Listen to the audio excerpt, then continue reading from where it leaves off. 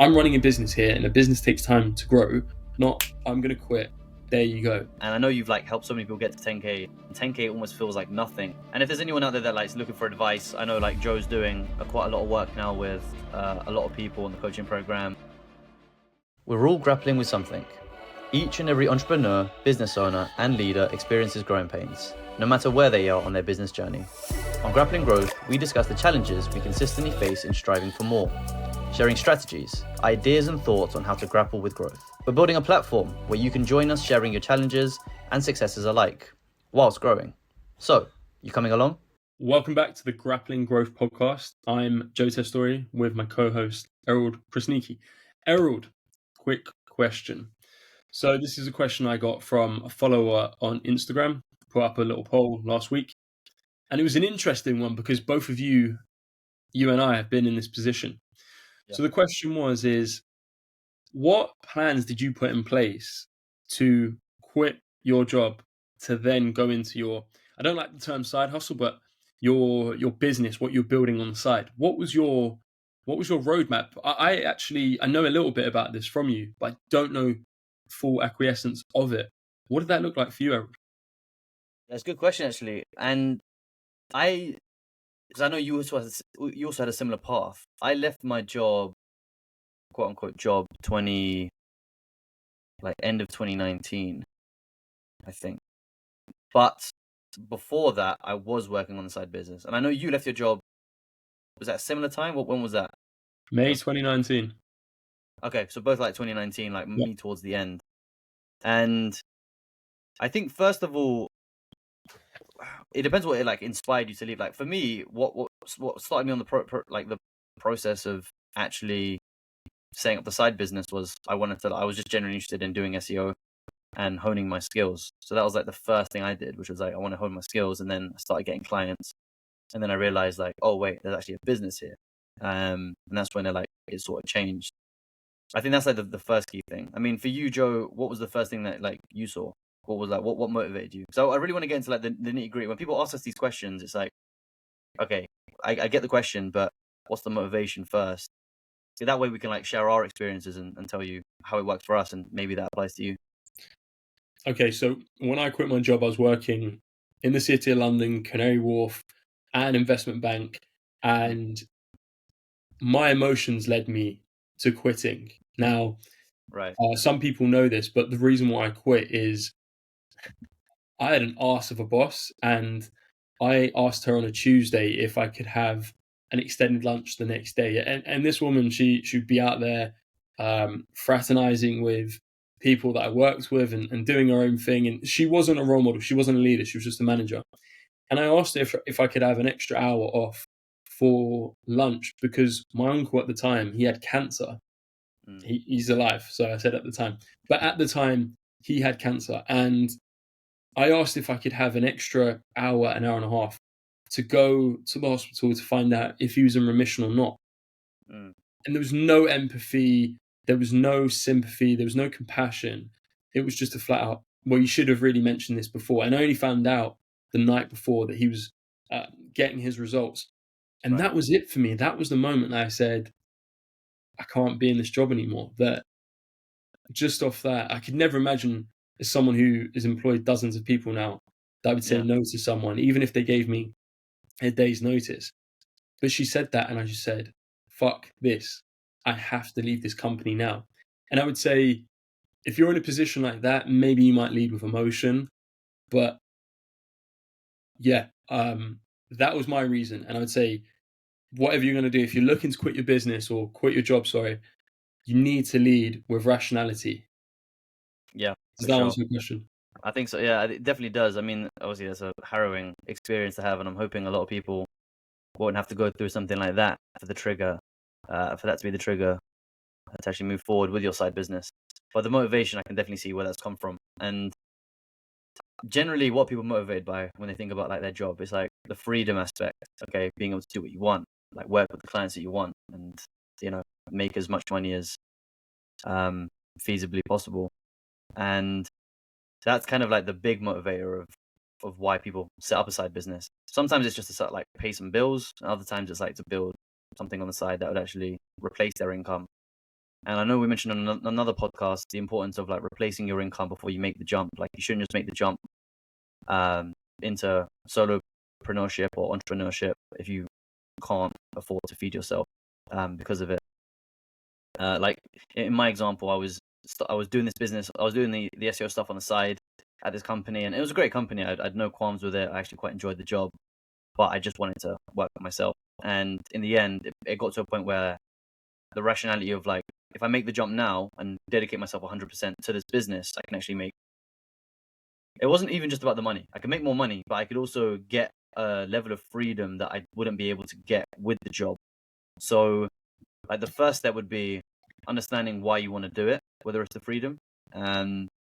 And in your case, Joe, it was like definitely like the freedom and not being held to a boss that would not even allow you to go and see a family member who's in critical condition. But like that desire and what well, that kind of desire, I think, is like the first port of call. Wouldn't you agree?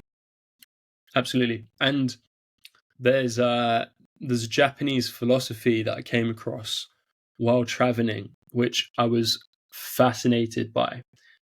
Let me And guess before you say it. go on.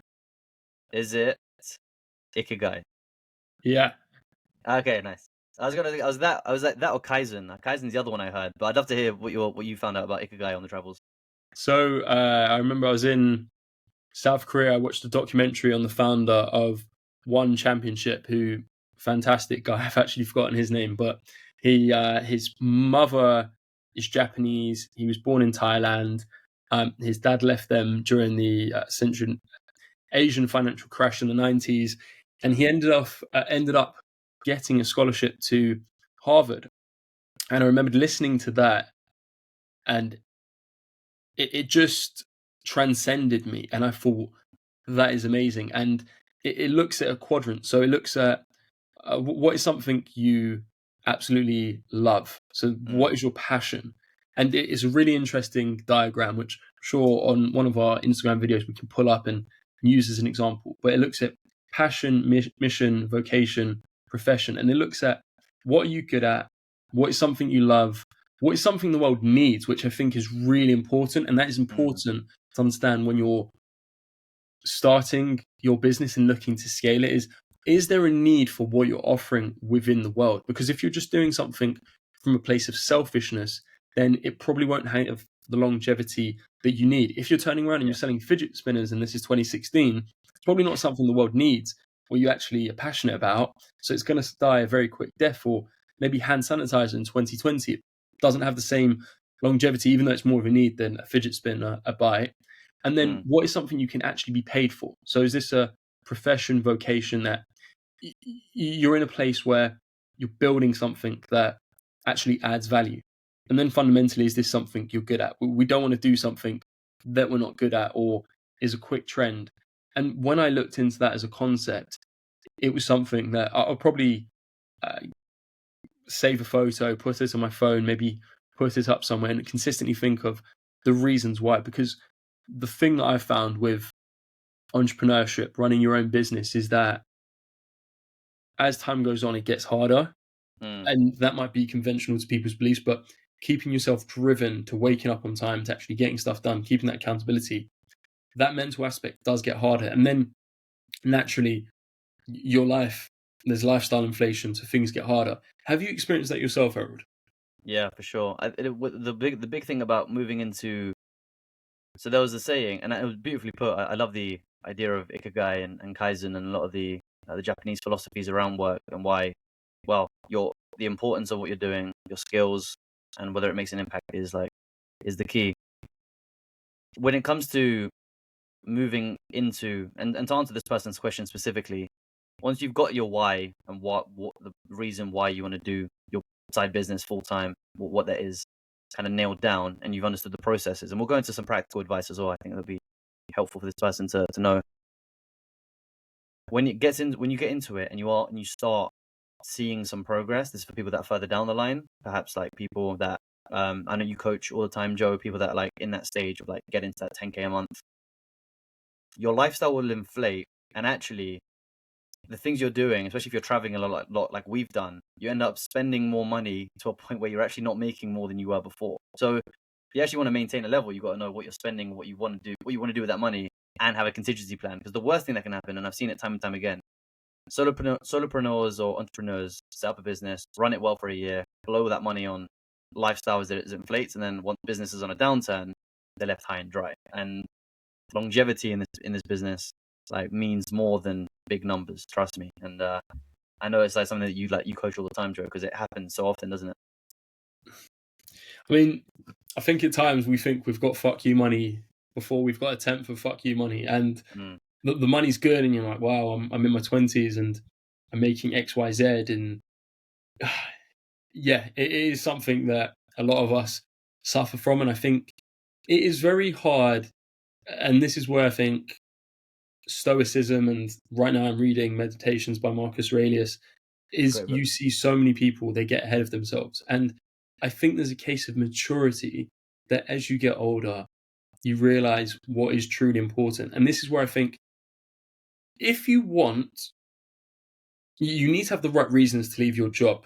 It needs to come from a place of purpose, from passion, from Mm, being good at something. And I think as time goes on, risk increases. So you need to be sure that you're backing yourself.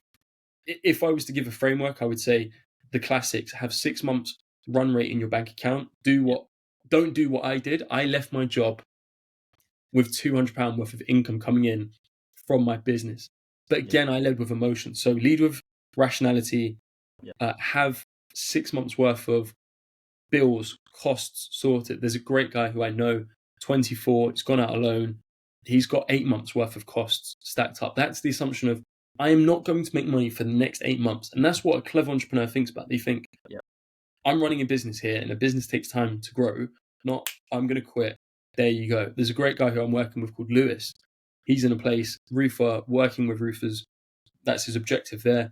We're yeah, looking at how do we build up enough money on the side so then he can comfortably leave his business, because what happens quite often is you might see a sharp period of growth in your business, but then equally in a business, you want to look at the average over 12 months to see how sustainable that is. So it's just thinking about these commonalities, and are you actually doing this from a place of passion and wanting to serve people? Is there a need for whatever you're putting out there into the universe? And is this the right season for you? And this is something we speak about privately, Erald, is we go through seasons of wanting different objectives. And I know both of us are kind of going through a different season where we've gone through traveling to now maybe a season of real head down work and time for growth.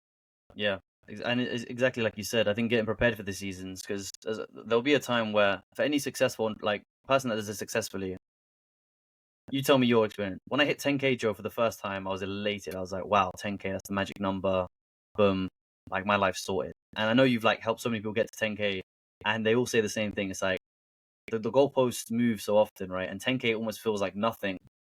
And that sounds like arrogant and conceited, but trust me, once you're like in that kind of zone of earning 10K a month, you'll kind of know what 10K brings you.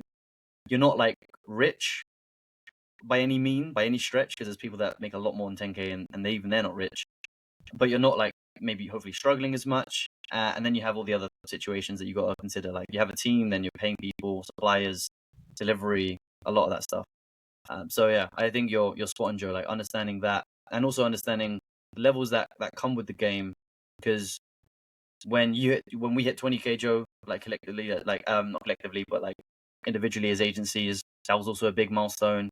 When we had the 30K months, and these are all great things that hopefully a lot of the solopreneurs and entrepreneurs out there are going to want to get to. But understand what challenges come with that each time, right? The challenges at 20K and 30K are different from the ones at 10. Just because you have the money, you think it's going to solve the issue. It's not. There has to be that same drive, the same passion, all the processes that you set up, and we'll go into practicalities at some point as well. Um, One thing I will throw in: follow and connect with people that you think are going to be like that are doing this. And I'm not saying follow me or Joe. You don't even need to like follow the podcast or anything like that. But there's people like Justin Welsh that I really like. There's a guy called Notion Way on Twitter who I think is great. Some of your mentors, Joe, that you can shout out. These people that are doing this, follow them, see what they're doing, reverse engineer what they're doing, and learn from their mistakes. You know, that's what I would say.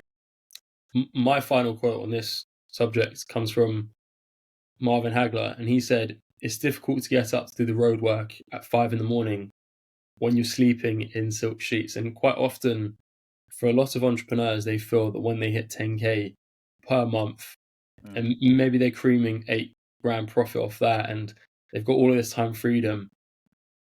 I've been in that sphere where things feel great and money's coming in, and you're just scratching the surface. And I would say anyone, if you're aged between 18 to 30 and you're kind of fed up with your job, elongate the perspective of what you're doing, stack skills, and just think about sustainability, because entrepreneurship, quitting your job, going into running your own business, it is an emotional roller coaster, and you soak in so much more pressure running your own business than compared to being in a job.